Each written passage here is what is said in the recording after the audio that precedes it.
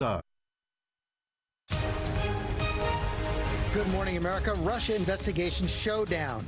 Special counsel Robert Mueller insists on asking President Trump about obstruction of justice. Sources now say that new communication fueled the tweet storm from the president that said Attorney General Jeff Sessions should end the investigation. Now outrage is growing from members of his own party. Flash flooding alert. Torrential rain sparking water rescues across the east. Now 30 million Americans in the path of dangerous flooding from Florida to New York. And out west, the new threat from those massive wildfires. The new warnings about air quality for thousands. Urgent manhunt. Police releasing new surveillance footage of the man who gunned down that prominent Houston doctor who once treated a president. Now the suspect identified. Why authorities think he had a decades-long vendetta against the cardiologist. The new clue, where the missing college student from Iowa, Molly Tibbetts, may have been spotted just days ago, and what her boyfriend is now saying about the locks on his home's doors. And inside that miracle survival, new video showing the panic on board that plane as it goes down in Mexico. The Chicago priest now telling his story from his hospital bed. I couldn't identify it in any other way except a miracle. How more than 100 passengers and crew made it out alive. Live in Times Square, this is GMA. And we do say good morning, America. Great to have you with us on this thankful Thursday, and we're thankful for that incredible survival story. That's right, and we have new footage which really shows you just how dramatic and tense those moments were inside that plane as it crashed in Mexico. We now know at least 65 Americans were on board that plane. We're going to have a lot more on that in just a moment. Thank goodness everyone got out alive. We're going to begin, though, with the latest in that looming showdown between President Trump and Special Counsel Robert Mueller. Mueller is insisting on questioning the president about obstruction of justice, the same charges leveled against Bill Clinton and Richard Nixon. And sources tell ABC News that this latest communication has enraged the president, sparking his first direct call for Attorney General Jeff Sessions to shut down the investigation. Our senior White House correspondent Cecilia Vega starts us off. Good morning, Cecilia. George, good morning to you. This was among President Trump's most overt threats against the special counsel yet, and it is not just his critics who say this could amount to obstruction of justice. Some in his own party are now saying it is totally inappropriate for a sitting president to call for an end to an investigation into himself. This morning, sources tell ABC News President Trump was outraged after learning that among the topics special counsel Robert Mueller wants to question him about is obstruction of justice. The president recently learned about the new development, and sources say it enraged him so it prompted this extraordinary tweet that critics say could amount to obstruction. The president writing, Attorney General Jeff Sessions should stop this rigged witch hunt right now before it continues to stain our country any further. That sent his legal team into immediate damage control mode. He used the word should, he didn't use the word must, and there was no presidential directive that followed it. But he didn't direct him to do it, and he's not going to direct him to do it. The tweet outraged even some in the president's own party. Maine Senator Susan Collins calling it totally inappropriate, saying the president should not be talking about the investigation at all. The top Democrat on the House Intelligence Committee was blunt. This is an attempt to obstruct justice, hiding in plain sight. In the past, aides have insisted that the president's tweets are official White House policy. But Press Secretary Sarah Sanders says this one was just his opinion. It's not an order, it's the president's opinion. The president is not obstructing, he's fighting back. Negotiations over a sit-down between the president and special counsel have been ongoing for months. But now Mueller has indicated he wants to question the president, both in writing and in person. So will this interview actually ever happen? The president's lawyer, Rudy Giuliani, said yesterday that the president still wants to sit down with Robert Mueller, but his lawyers are adamant they do not want this interview to happen. Giuliani says the legal team still cannot reach an agreement with the special counsel over just the ground rules. So while Mueller may want to ask about obstruction of justice, George, there is no indication that the president's team is going to agree to this. Game of chicken right now. Okay, Cecilia, thanks very much. Let's bring in our chief legal analyst, Dan Abrams. President's words in that tweet pretty clear. The Attorney General should stop this rigged witch hunt. So there's no question this is an effort to undermine, undercut, impair, maybe hinder the investigation. Does that necessarily mean it's legal obstruction of justice? That's a question that Robert Mueller is going to have to assess. The question is, how does this tweet fit into every other action of the president over the last year and a half? Exactly. You don't, and they won't, look at this tweet in isolation.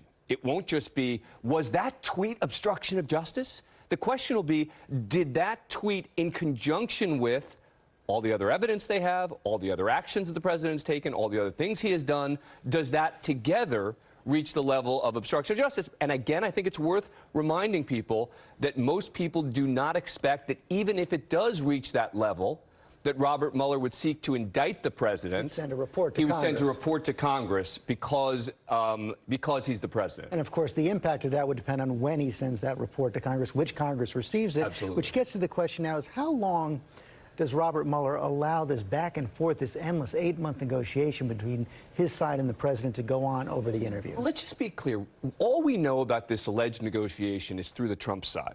We don't know exactly, right, we don't know exactly what Mueller's saying or not saying in response. So how serious is this negotiation? Unclear. Robert Mueller's going to work on his timeline, not on the president's, not on Rudy Giuliani's. And at some point, if he feels that he's not going to get this interview to work, he'll move forward. Not just his timeline, though, because we're heading towards an election. Early September seems to be his deadline for any real action before the election, isn't it? You would think so, but again, you would hope that Robert Mueller is not working on an election timeline.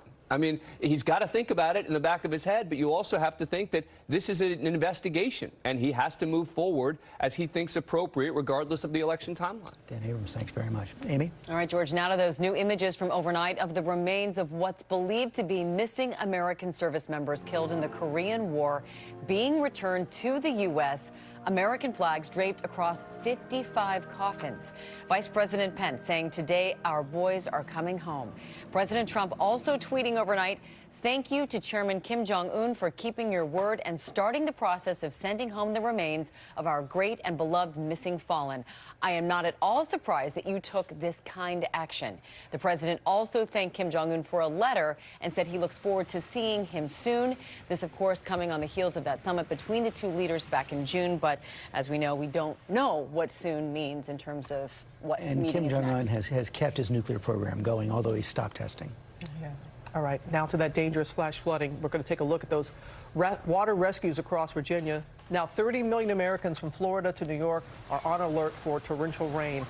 The watch is stretching up the East Coast, and Rob is here with more on the threat. Good morning, Rob. Good morning, Robin. Some of the same areas that got hit last week with heavy rain and flooding getting it again. So the ground is saturated. It's not going to take much, and it certainly didn't take much yesterday in Vienna, Virginia, just outside of D.C. Swift water rescue there at times. 4 feet of water on top of the roadways. And then down across the south, some severe weather yesterday. Tornado warnings out for the Atlanta area and just points to the east, and certainly some tree damage with fresh video coming in overnight. So similar threat today like we had last week. High pressure control kind of pinning that flow up against not only the front but across the Appalachians. And we've got flash flood watches from Florida all the way up through New York, not just today but through tomorrow, under the 3-4 inches of rainfall again over saturated ground. Amy, back over to you. All right, Rob, thank you. And now to that amazing survival story in Mexico this morning. We're seeing that new video inside the cabin of the plane as it came crashing down, and hearing from passengers about it, how everyone made it out alive. ABC's Victor Oquendo is in Mexico City. And Victor, you spoke with that American priest from Chicago who is calling this, as a lot of people are, nothing short of a miracle.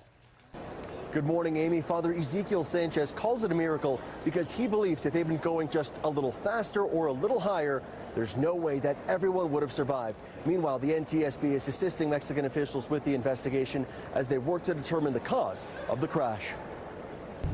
These are the intense moments before that doomed Aeromexico flight took off. Strong wind gusts and hail hammering the aircraft. Then, suddenly everything goes dark. Babies screaming.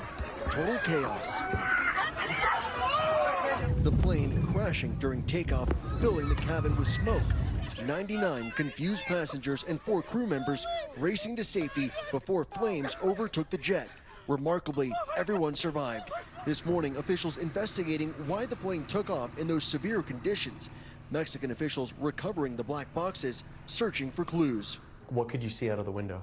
Nothing. One of at least 65 Americans on board, Father Ezekiel Sanchez from Chicago, in Mexico to celebrate his 50th birthday. This morning, he's recovering in the hospital. It was a strong, heavy bump that I could actually feel the landing gear buckle. He suffered a broken arm on impact, undergoing surgery, but keeping his spirits high. Just one clean break, or you've got a couple of places. Broken in a couple spots? A couple spots, yeah. So it's got to put a new. I'll become the bionic Padre. The bionic Padre. Also traveling with Father Sanchez on that plane, Nestor Martinez and Dorelia Rivera, all sitting in different sections of the plane. I was able to jump through the window onto the wing. And then from the wing, I tried to go away, but it was so slippery, it kept pulling me back to the plane, so I ended up just jumping off from there. Rivera was with her daughter, who has some medical conditions. She says once smoke started filling the cabin, she grabbed her medicine, and got out. She couldn't believe everyone survived. Looking at the plane from where we were, we said, nobody made it. And I saw Father Ezequiel and like 3 or 4 or 5 sick in the same ambulance. What was that moment like? We just all cried and hugged each other. We just said, thank God we're here. There's only one way Father Sanchez can describe it. I couldn't identify it in any other way except a miracle. Investigators hoping to learn a lot from those black boxes, as well as the pilot, who is now in stable condition.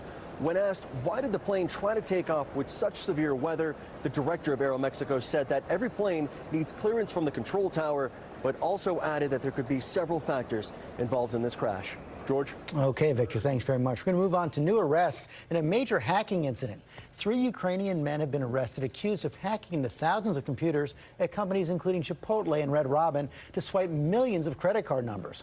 ABC's Whit Johnson here with the story. Good morning, Whit. George, good morning to you. Authorities call it transnational organized crime. And this morning, 3 alleged high-ranking members of the prolific hacking group known as Fin7 are behind bars. They're accused of stealing information from more than 15 million credit cards, allegedly using phishing emails laced with malware, then following up with phone calls to legitimize those emails. The group targeting more than 100 U.S. companies, prosecutors say focusing on hotels and popular restaurant chains, including Chipotle, Chili's, Arby's, and Red Robin. And the hacking affected people in nearly every state in the U.S. and several countries abroad. All 3 alleged conspirators are charged with 26 felony counts. So what should people do if they thought they were hacked? There are several things that you can do. First, you can sign up for one of those credit monitoring services. That will alert you if there's any suspicious activity. Then if you find out that there is some, you need to report that immediately to your bank or credit card company. And then finally, contact the company directly that may have been compromised. Many of them, including Red Robin, for example, will provide free insurance, ID theft insurance, and even restoration if there's a problem. Good advice there. Okay, Whit, thanks very much. Good to know. Now to what may be a new clue in that case of the missing college student from Iowa. Police are investigating a report of a possible sighting of Molly Tibbetts just a week ago at a truck stop outside Kansas City. Alex Perez has the latest for us. Good morning, Alex. Hey, good morning, Robin. This is the first time since she vanished that someone has reported seeing Molly, her family hoping it gets investigators one step closer to cracking this case. This morning, police confirmed they are investigating a reported possible sighting of Molly Tibbetts at a truck stop in Kearney, Missouri, 230 miles away from where she was last seen jogging in Brooklyn, Iowa, over 2 weeks ago. The sighting was reported on July 26th, 8 days after her disappearance, but authorities have not found any surveillance video to confirm the report. We are not giving up on any possible leads and hope that we can find Molly Tibbetts soon. Meanwhile, Tibbetts' boyfriend, Dalton Jack, who she was living with for the summer, speaking out to Fox News about the investigation, which now has over 200 leads. Don't want to go racking it through my brain thinking of what happened, just driving myself insane, because I know everybody else around here is. Tibbetts reported missing after she didn't show up for work in Brooklyn, Iowa, where she was spending the summer living with Jack, who is not considered a suspect. Jack telling Fox News the couple didn't normally lock their doors, but he does lock it now every night. He was working a construction job over 100 miles away when she disappeared. The two were planning to leave for the Dominican Republic today for his brother's wedding. Last week, her mother telling ABC News that wedding meant the world to Tibbetts. I mean, I'm thinking that August 2nd deadline, where I want to get that little girl and Dalton and Blake and Allie on a plane and, you know, go enjoy yourselves in the Dominican. I can't stand that these people are having a wedding and she's supposed to be the maid of honor. Jack's brother reportedly suggesting he proposed to Tibbetts, his high school sweetheart, at the ceremony, which has now been postponed. The investigation is ongoing, with authorities focusing on her Fitbit, which could help pinpoint the college freshman's last movements. We are hopeful that she is still alive, and so we will continue to think that way until told otherwise. And Molly's family, along with Crime Stoppers, will be having a press conference later today. There's a $30,000 reward for any information leading to an arrest. Amy? All hoping that they get some answers there. Alex, thank you. Now to new trouble for one of the most famous college football coaches in the country. Ohio State's Urban Meyer on leave this morning as the school investigates what he knew about domestic violence allegations involving his former assistant coach. And ABC's Ryan Smith has all the latest. He's one of the winningest coaches in college football. And the Ohio State Buckeyes are the first national champions of the playoff era, bringing national championships to Florida and Ohio State. Urban Meyer will win his third. But this morning, Ohio State head coach Urban Meyer placed on paid administrative leave after the football powerhouse announced it's investigating claims he may have known of a domestic violence allegation against his former assistant coach Zach Smith in 2015, long before Smith was terminated last month. Courtney Smith claims her ex-husband Zach abused her on multiple occasions. It was out of control to the point that he picked me up by my neck and threw me down on the ground in our bathroom and screamed at me, "Look what you turned me into." Smith claims she told Meyer's wife Shelley about the abuse suffered in 2015 and agreed to her telling her head coach husband.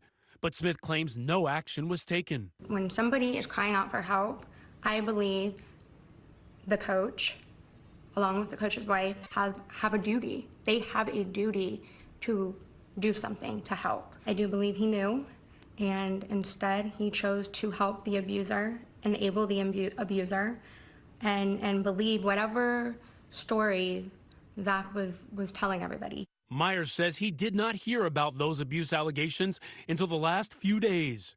He put out a statement saying he agrees to the leave until the investigation is over. This allows the team to conduct training camp with minimal distraction. I eagerly look forward to the resolution of this matter. Now, Zach Smith hasn't been charged with a domestic violence crime. And as for Meyer, he recently signed a contract extension requiring him to report violations by staff of the school's sexual misconduct policy, whether charged with a crime or not. Glad to see where this goes. Oh, yeah. All right, Ryan, thank you. I'm going to turn to a new video showing one determined woman battling torrential downpours in the aptly named Hurricane, West Virginia. You'll see what I mean. Watch as this brave soul decides she's not going to let 80-mile-per-hour winds get in the way of her grocery shopping. She calmly unloads her groceries, and then no one even does this in good weather. Returns the shopping cart to its proper place. Close the trunk. I know, that's one thing. Didn't close the trunk, but she was determined, and it is Hurricane West Virginia. Totally calm. Yeah. As we see that flooding in the east, Rob, out west, they're facing a new threat from those wildfires. We do, and I think we have a new weather reporter here at ABC. She could stand up in a hurricane, no problem. Oh, look at this smoke, okay? Half Dome, this is a time lapse, just engulfs by it. The visibility drops, and experts are saying even away from the nearly 4 dozen fires burning across the west, even away from that, unhealthy smoke and even flat out difficult to breathe. So problems continue. Time now for your Warm Cities, brought to you by Bounce. Harry's meeting clients from far away, but they only see his wrinkles. He's gotta play it cool to seal the deal. Better find a way to smooth things over. If only Harry used some bounce to drive. Yeah, he would be less wrinkly and winning at life. On weather alert for today and for tomorrow, expecting more of these heavy storms to come through. Yes, this afternoon between 2 and 6, and then tomorrow probably 2 waves, one between 2 and about 4, and then another that starts at 9 o'clock. It runs right past midnight. Heavy rain, an additional 1 to 2 inches of rain expected, but more settled weather coming your way this upcoming weekend. For today, we'll see temperatures top out at about 87 degrees. For the weekend, again, much better with a high 91 Sunday. Coming up, a major new development in the manhunt for the gunman who killed the doctor in Houston as he biked to work. A suspect now has been identified. Police believe this man may have been looking to settle a decades-old grudge. And a frightening scene on this plane, a device exploding, going up in flames, as you can see. What happened just moments before and how the crew got everyone out just in time. It's always a sunny day when Christopher Robin comes to play. Hello, everyone.